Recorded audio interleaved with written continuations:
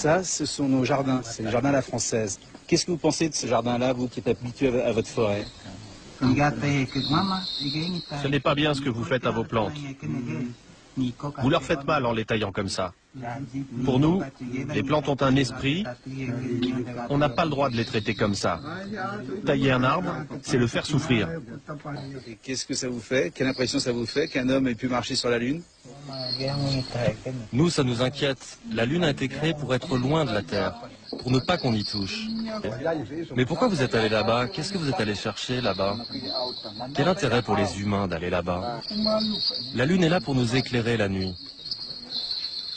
Autrefois, il n'y avait pas autant d'éclipses. Vous avez dû la déranger.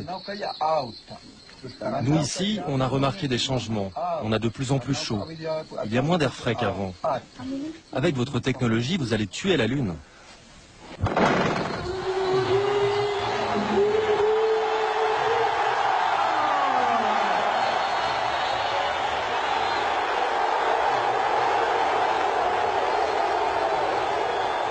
Vous connaissez lui? Le chef, il le connaît? Non, on ne le connaît pas.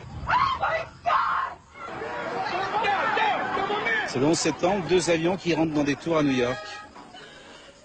Quelqu'un veut réagir?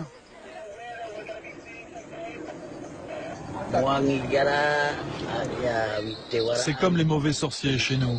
Ces gens n'ont de pitié pour personne. Les gens qui ont fait ça n'ont pas de cœur. Ils ne savent même pas qui ils tuent.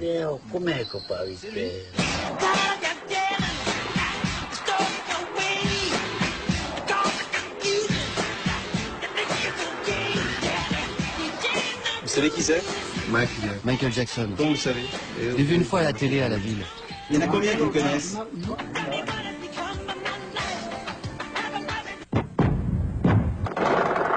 Ça, c'est la guerre des Blancs. Voilà comment les Blancs font la guerre. Vous en pensez quoi? Vous qui avez encore vos flèches et vos arcs. Nous, quand on tue un animal, on a de la peine. Vous imaginez alors un humain? Vous tuez pourquoi? Pour manger? À moins que ça ne fasse partie de vos coutumes. Mais sans tuer toute la communauté, ni tout détruire comme vous le faites avec vos bombes. Ça n'a rien à voir, c'est une forme de troc. Tu me voles, je te vole. Pourtant, vous, les tribus, vous êtes fait la guerre entre vous. Ah oui, mais c'est pas pareil. Vous, les Blancs, vous faites la guerre pour prendre quelque chose sur cette terre. Pas nous.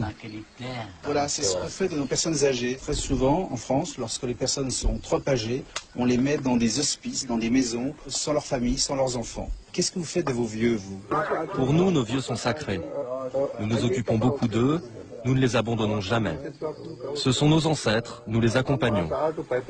On les soigne jusqu'au bout. Il n'y a pas d'endroit pour les vieux ici. La famille s'en occupe jusqu'à la fin. Nous devons nous rappeler de tout ce qu'ils ont fait pour nous, de la naissance jusqu'à notre vie d'adulte. Ces images me rendent triste, ça n'arriverait jamais chez nous.